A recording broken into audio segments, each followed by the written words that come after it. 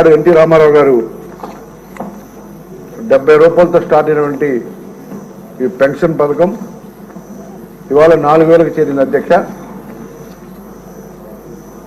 వృద్ధులు ఎవరైతే ఉన్నారో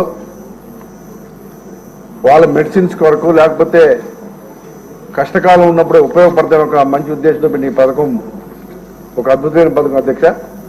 ఆ రోజు 70 రూపాయలతో స్టార్ట్ అయిన పథకం తర్వాత రాజశేఖర రెడ్డి గారు 200 చేస్తే మళ్ళీ చంద్రబాబు నాయుడు గారు 1000 రూపాయలు చేరింది అధ్యక్ష. తర్వాత మళ్ళీ చంద్రబాబు నాయుడు గారే దాన్ని 2000 చేరింది అధ్యక్ష.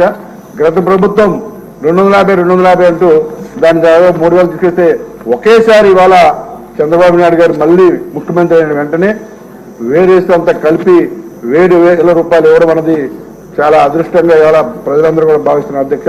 ఇచ్చిన మాట ప్రకారం దాన్ని 4,000 ఒకేసారి చేస్తూ